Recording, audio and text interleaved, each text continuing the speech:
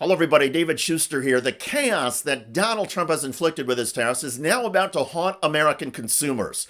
Here's the news. Some of the breaking news coming in. Walmart, the world's largest retailer, is issuing a new warning today, warning the company will have to raise prices due to President Trump's tariffs. That's right. Walmart warns of higher prices as Trump tariffs start to bite. What are we hearing from the nation's largest private employer? Right, and biggest retailer. This is a really important warning from Walmart here. Its CEO saying they just can't absorb all the higher prices from tariffs, even with these lower tariff prices. Given the magnitude of the tariffs, we aren't able to absorb all the pressure. So that means you could see prices starting to rise at Walmart. We've heard this from Black & Decker. We've heard this from Hasbro. We've heard it from Mattel. We've heard it from all kinds of different companies that manufacture and sell toys and shoes and clothes and the like. Now you're hearing it from Walmart. Keep in mind that analysts across the spectrum have long viewed Walmart as a bellwether of U.S. consumer health.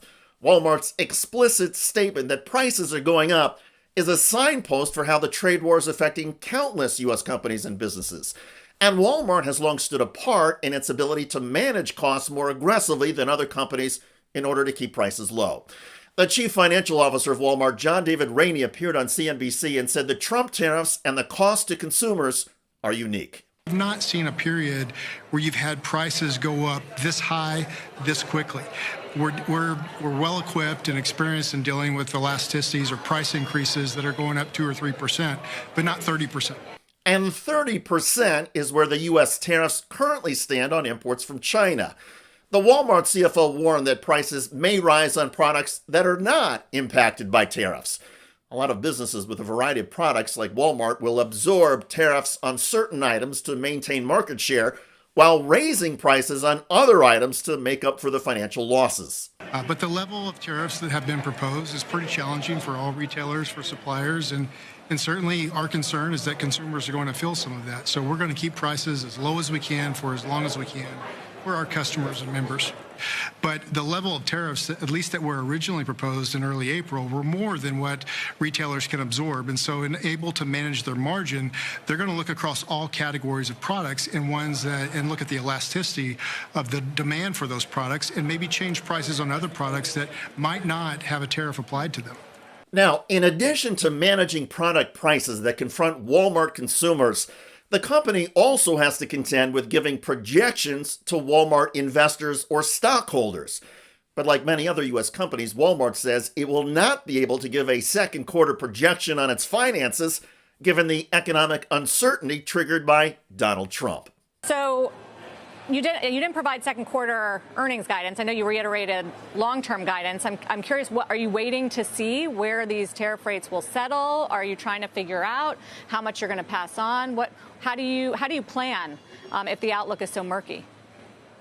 Yeah, there are a few reasons for that, Sarah. So the first is there's a wide range of outcomes just in terms of what could happen with tariffs. And so we're trying to maintain flexibility as we understand what the operating environment is. The second, as I just mentioned to David, is we might want to be more aggressive playing offense, being aggressive on price in certain areas where we think that we can gain share.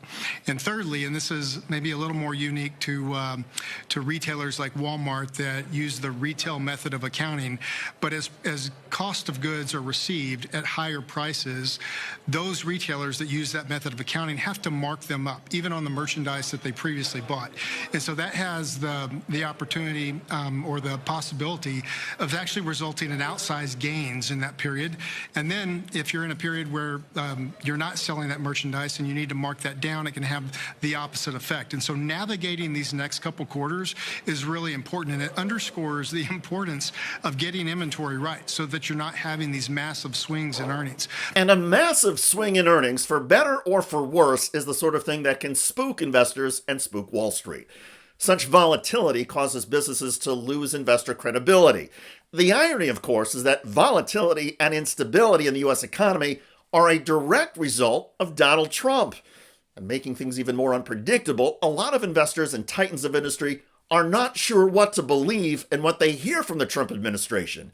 In April, soon after Trump's self-proclaimed Liberation Day, when he imposed tariffs around the world, one of Donald Trump's top economic advisors said that the action would spark immediate negotiations and quick trade agreements with countless nations. We're going to run 90 deals in 90 days is possible. So far, the Trump administration has made 2 deals, one with the UK and another with China, although they are actually framework agreements or sub-deals, since the deals are not comprehensive.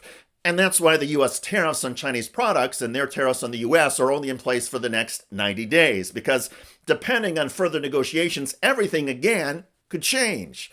Amidst all of this, some U.S. companies have suggested letting their consumers know why prices are rising and the connections to the Trump tariffs. But that transparency has been shot down by the Trump administration and by Trump supporters in Congress.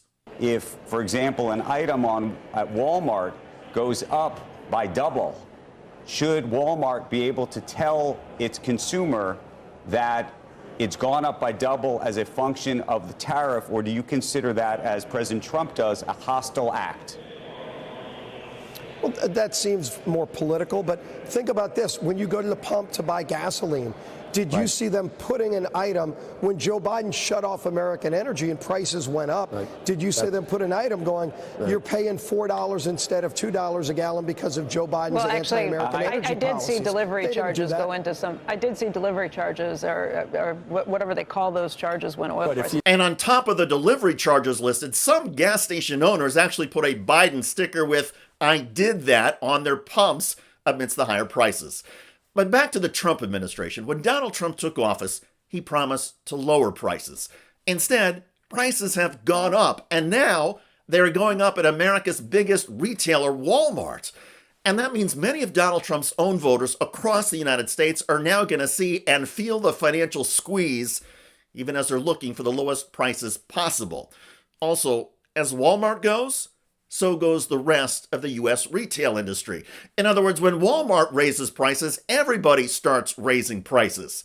Donald Trump and his sycophants may deny responsibility, but even Walmart business leaders are making it clear the rising prices are because of Donald Trump.